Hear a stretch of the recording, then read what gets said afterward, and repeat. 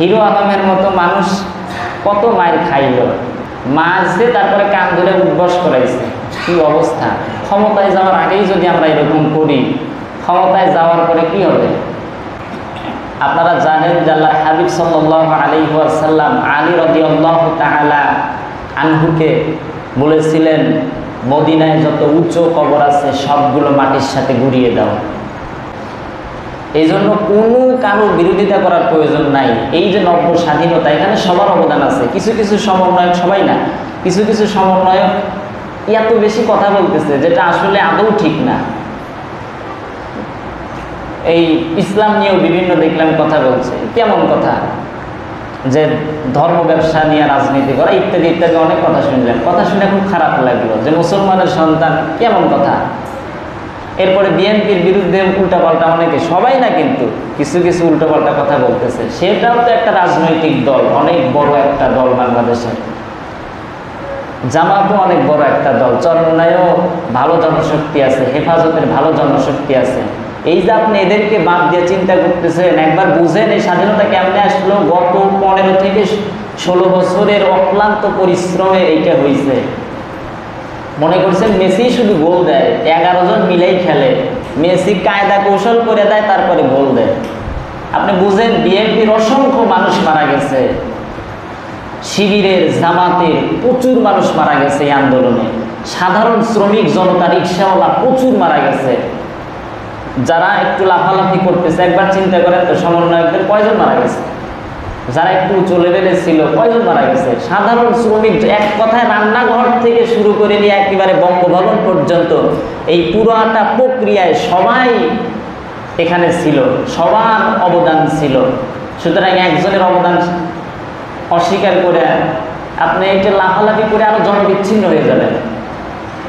কারণ এটাতে কলেজের ছাত্ররা ছিল, ইউনিভার্সিটির ছাত্র, একেবারে নিচু লেভেল থেকে শুরু করে নিয়ে প্রাইমারির ছাত্র, ছোট ছোট মানুষ দেখছেন কিনা, কি অদ্ভুত স্লোগান! এক পোলায় দেখলাম স্লোগান দিচ্ছে রক্ত গরম হওয়া স্লোগান। তার মানে ও তো ছিল, বুঝলেন? তার মানে প্রাইমারি থেকে ছিল, এসএসসি পরীক্ষার্থীরা ছিল, এইচএসসি পরীক্ষার্থীরা ছিল, দাখিল পরীক্ষার্থীরা ছিল, এরপরে আলেমে যারা ছিল তারাও ছিল, ফাজেল, কামেল, অনার্স মাস্টার যারা কমপ্লিট করছে, সাধারণ মানুষ যারা তারাও ছিল, রিক্সাওয়ালা ছিল, কুলি মজুর, একেবারে এমপি, মন্ত্রী, প্রধানমন্ত্রী, জজ, ব্যারিস্টার, কুলি মজুর যত আছে, এই সবগুলো সেক্টর থেকেই কিছু কিছু মানুষ ছিল। তার মানে গোটা বাংলাদেশের সব সেক্টর থেকেই যেহেতু মানুষ ছিল, তাইলে একজনকেই যে এখন শুরু হয়ে গেছে, কি অবস্থা! আপনি যে খোঁচা দিয়ে কথা বলতেছেন, ওইটা যখন ক্ষমতায় যাবে আপনারও সাইজ করবে ওইভাবে। কিন্তু সবাই মিলে তিলে কাজ করেন, সবাই মিলে ঝুলে যদি কাজ করেন, একত্রিত হয়ে যদি কাজ করেন, তাহলে সুন্দর বাংলাদেশ গঠন হবে। যাদের যোগ্যতা আছে তাদেরকে সেই সেক্টরগুলোতে রাখেন, সেটা বিএনপির হোক আর আওয়ামী লীগের হোক। আওয়ামী লীগের একজন যোগ্যতা সম্পূর্ণ মানুষ যদি আপনি পেয়ে যান, তাহলে তাকে সেই যোগ্যতা সম্পূর্ণ, তার যোগ্যতা অনুসারে সেখানে বসাতে হবে। বিএনপির যদি যোগ্যতা সম্পূর্ণ কেউ থাকে, বসাতে হবে সেই জায়গায়। শিবিরের যদি থাকে, জামাতের যদি থাকে, চরমনের যদি থাকে, সেই যোগ্যতা সম্পূর্ণ জায়গায় বসান, তাহলেই দেশ সুন্দর হবে। আর আপনি চিন্তা করবেন যে আমার যত আছে সেইগুলো দিয়ে নিয়ে যদি এই বাসি কিছু বাঁচে তারপরে দেব, এই নীতি যতদিন পর্যন্ত থাকবে বাংলাদেশের শান্তি প্রতিষ্ঠিত হবে না। আমি যদি যোগ্যতা অর্জন না করতে পারি, আমার চাকরির দরকার নাই। আর যারা বাংলাদেশের দায়িত্ব পাবে তাদের উচিত হচ্ছে নিজেদের জন্য 2000 কোটি টাকার মালিক হওয়া লাগবে। এই চিন্তা বাদ দেন, এই চিন্তাটা আগে বাদ দেন। 2000 কোটি, 5000 কোটি টাকার মালিক হওয়ার চিন্তা আগেই মাথায় গাঁথে। আমি বলি যারা ক্ষমতায় যাবে তাদের ব্যাংক ব্যালেন্সের হিসাব সবসময় জমা দিতে হবে যে এত কোটি টাকার উপরে যেতে পারবে না, তাদের বাড়ি গাড়ি প্রয়োজনের অতিরিক্ত হতে পারবে না। রাসূল সাল্লাল্লাহু আলাইহি ওয়াসাল্লাম বলছেন, কেউ যদি রাষ্ট্রীয় ক্ষমতায় যায় তাহলে তার বাড়ি না থাকলে একটা ছোট্ট বাড়ি নিতে পারে, গাড়ি না থাকলে যাতায়াতের জন্য একটা গাড়ি নিতে পারে, যাতায়াতের বাহন আর কি, এখন তো গাড়ি বলাই লাগবে। এরপরে ছেলে মেয়ের চিকিৎসার জন্য খাদ্য, বস্ত্র, বাসস্থান, শিক্ষা, চিকিৎসা যতটুকু লাগে এতটুকু নিবে। কিন্তু এর বাইরে যদি রাষ্ট্রীয় সম্পদ, জনগণের সম্পদ এক চুল পর্যন্ত নেয়, দুনিয়ায় যত সম্মান পাক না কেন কিয়ামতের দিন চোরের কাতারে দাঁড়ানো লাগবে। রাসূল সাল্লাল্লাহু আলাইহি ওয়াসাল্লাম কেমন রাষ্ট্র শাসক ছিলেন! উনি যখন ইন্তেকাল করেন, ওনার ঘরে একটা পানির মশক ছিল আর সামান্য সোনার একটা ছোট্ট টুকরা ছিল। আল্লাহর হাবিব বলেন ওটাও দান করে দাও। আমি এমন অবস্থায় আমার মালিকের কাছে যেতে চাই আমার ঘরে কিছুই থাকবে না, এমন রাষ্ট্র শাসক দরকার। আর যদি কারো টাকা পয়সাই না থাকে, ওর দুর্নীতি খুঁজবে কে? আপনার টাকা পয়সাই নাই, আপনার দুর্নীতি খোঁজার তো কোনো কিছুই মানেই হয় না। আর রাষ্ট্রীয় ক্ষমতা চেয়ে নেয়া, এটা হচ্ছে আর একটা মারাত্মক ভুল। যদি আপনি ক্ষমতা চেয়ে নেন, এভাবে যদি সবাই চেয়ে নেয়, তাহলে ওই দেশে কোনোদিন আল্লাহর রহমত আসবে না। রাসূল সাল্লাল্লাহু আলাইহি ওয়াসাল্লাম নিষেধ করেছেন যে তোমরা ক্ষমতা চেয়ে নিও না, যদি সবাই মিলে তোমার বসাতে চায় তাহলে বসো। এই যে আফামা খালেদ ইসলাম, তো উনি কিন্তু জানেই না ওনার ক্ষমতা দিচ্ছে, জানেন শায়েখ আহমদুল্লাহ জানে, শায়েখ আহমদুল্লাহ প্রস্তাব করছে, উনি বলছে মা পোসাই দোয়াও চাই, কারণ ওই যোগ্যতা আমার নাই। আমি যেটা করতেছি এই প্রজেক্ট আলহামদুলিল্লাহ মানুষ অনেক এখান থেকে কিছু পাচ্ছে। এই যে বন্যার্থ মানুষের জন্য যত টাকা সুন্নাহ ফাউন্ডেশন খরচ করেছে ইতিহাসে বিরল। এই যে এখন আবার চাউল দিচ্ছে, 1 লক্ষ মানুষের ভেতরে 25 কেজি চাউলের প্যাকেট বিতরণ করতেছে। এখানে কোনো রাজনৈতিক প্রভাব নাই, কোনো রাজনৈতিক দলকে নিয়েও যায় না ওনারা। এই দামই তো আলেম সমাজ। আলেমদের টাকার প্রয়োজন হয় না, বাড়ির প্রয়োজন হয় না, গাড়ির প্রয়োজন, কিছু প্রয়োজন হয় না। ওনাদের ক্ষমতার ওই লোভও নাই, আমরা তো ওইগুলো বুঝি না। একটু লক্ষ্য করে অতীতে যান যে রাসূল সাল্লাল্লাহু আলাইহি ওয়াসাল্লামের সময়টা কেমন ছিল, ওমরের সময়টা কেমন ছিল, আবু বকরের সময়টা কেমন ছিল, ওইগুলো একটু হিসাব করলে বুঝবেন ইসলামী সমাজ কত সুন্দর। ওমর ইবনে আব্দুল আজিজ রাহিমাহুল্লাহর সময়ে গোটা দেশে শান্তি বিরাজ করতেছিল, কেউ জাকাতের টাকাই নেয় না, মানে সবাই ধনী হয়ে গেছে। এই ঘটনা বলছি। তাহলে ইসলাম দিয়ে যদি দেশ পরিচালিত হয় আসলেই শান্তি হবে। এটা আমার এর জন্য বলতেছি না, আমি কোনো দলের ওই রকম সাফাই গাই না যে এই নির্দিষ্ট করে। আমি দেখেনি তো, সবাইকে আমি খুব ভালোবাসি।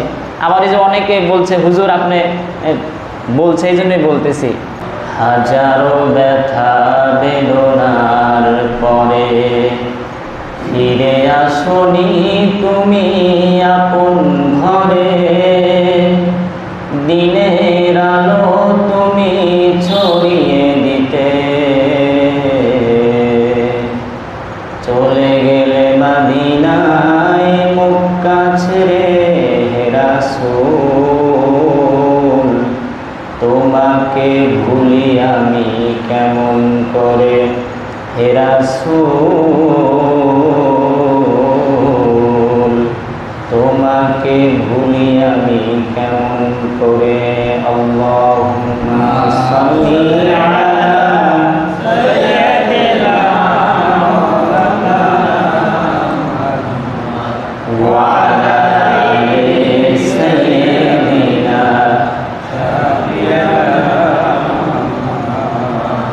আসসালামু আলাইকুম ওয়া রাহমাতুল্লাহ।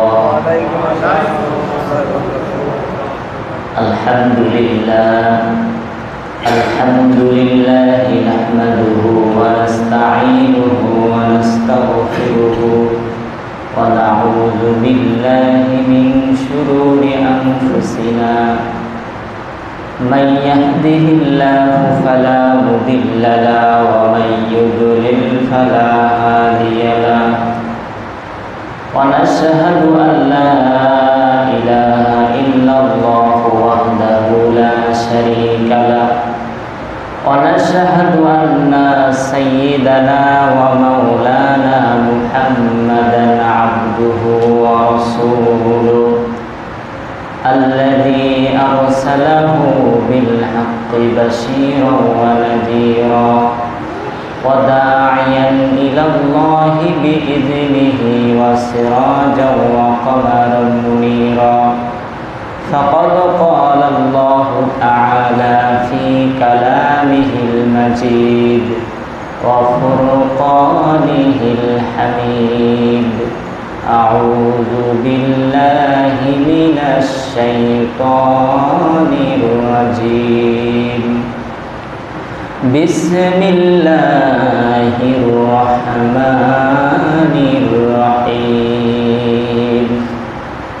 إن الله وملائكته يصلون على النبي يا أيها الذين آمنوا صلوا عليه وسلموا تسليما. اللهم صل على سيدنا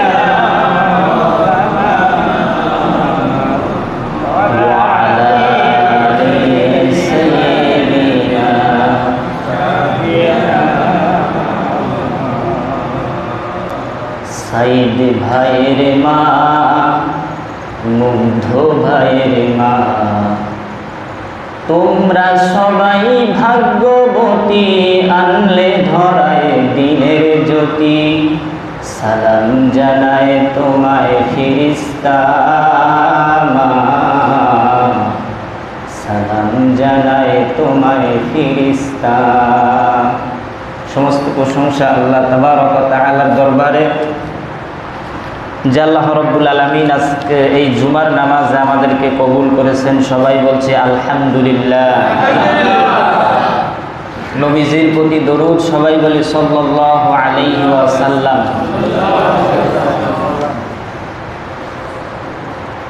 আজকে জুমার দিন।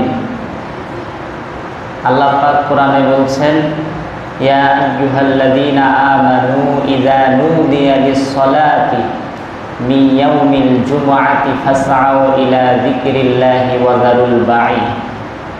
যখন জুমার নামাজের আজান হবে তখন ক্রয় বিক্রয় সব কিছু বন্ধ করে দিয়ে নামাজের দিকে দৌড়াতে হবে। এই আয়াত আমরা সবসময় প্রায়ই শুনি, কিন্তু আমলি জিন্দিগিতে পরিণত করি না। যার দোকান আছে, আজান হচ্ছে, দোকানও চলতেছে। যার ক্ষেত খামার আছে, আজান হচ্ছে, ক্ষেত খামারে কাজও করতেছে। যেই মুরব্বী বসে নামাজ পড়াই কঠিন, উনি কোদাল না কি বলে এইদিকে কোদাল দিয়ে জমির আল কাটতেছে। মানে সব জায়গায় ঠিক আছে, কিন্তু নামাজে একেবারে বাঁকা কুজা তেরা সব কিছু নামাজে। তো এই যে আজান হওয়ার পরেও আমরা দুনিয়াবি কাজে লিপ্ত থাকি, এই আয়াত অনুযায়ী অবশ্যই জায়েজ নাই। ওগুলো ফেলে নামাজের দিকে দৌড়াতে হবে। মানে কি, আপনার কোনো কাজ আছে সেইটা আর করা যাবে না, গোসল করতে হবে, মানে নামাজের জন্য প্রস্তুতি নেওয়ার জন্য যা কিছু করা ওইটা করা যাবে।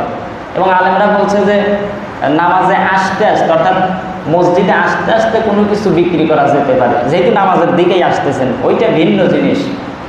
কিন্তু দোকানে বসে বেচা কেনা করা যাবে না। আজান হওয়ার পর আপনার জমিনে আল কাটা যাবে না। আজান হওয়ার পর সব বন্ধ করে নামাজের দিকে আসতে হবে এবং নামাজকেই গুরুত্ব দিতে হবে। আমার দেশে বর্তমানে যে গুরুত্বপূর্ণ একটি টপিক নিয়ে এখন আলোচনা চলতেছে, গোটা বাংলাদেশে এইটা নিয়ে সোশ্যাল মিডিয়াতে ঝড় উঠেছে এখন, সেটা হচ্ছে মাজার ভাঙ্গা। তো মাজার ভাঙ্গা বা মাজারগুলোকে মাটির সাথে গুঁড়িয়ে দেয়া, এটা সম্পর্কে ইসলাম কি বলে আসলে? আপনারা জানেন যে আল্লাহর হাবিব সাল্লাল্লাহু আলাইহি ওয়াসাল্লাম আলী রাদিয়াল্লাহু তাআলা আনহুকে বলেছিলেন, মদিনায় যত উঁচু কবর আছে সবগুলো মাটির সাথে গুঁড়িয়ে দাও। এর মানে কি, আপনি সাধারণ জনগণ, সাধারণ মানুষ যেখানে মাজার পাবেন ভাঙা শুরু করবেন, যেখানে মানুষ পাবেন তরবারি দিয়ে কাটা শুরু করবেন। এইটাই কি আসলে? মোটেই না। মাজারগুলো হেফাজতের দায়িত্ব, পাহারা দেওয়ার দায়িত্ব, এবং যে মাজারগুলোতে অনৈতিক কাজ হয় সেগুলো মানে যে প্রয়োজনীয় ব্যবস্থা নেওয়া লাগে এর পুরো ব্যবস্থা নেবে সরকার। আপনি আইন হাতে উঠায় নিতে পারবেন না। কেউ মনে করেন কোনো অন্যায় করলো, আপনি ইচ্ছা করলেই দা দিয়ে বটি দিয়ে তার কল্লা নামায়া দিবেন, এটা তো ইসলাম বলে নাই। সব কিছু আইন হাতে তো উঠায় নেওয়াই যাবে না। বাংলাদেশের যারা দায়িত্বে আছে ওনারা এগুলো করবেন, ওনাদের দায়িত্ব। আপনি হুটহাট করে এই যে মাজার ভাঙা শুরু হয়ে গেছে, এখন বর্তমানে একটা নব্য স্বাধীন দেশ বলা চলে।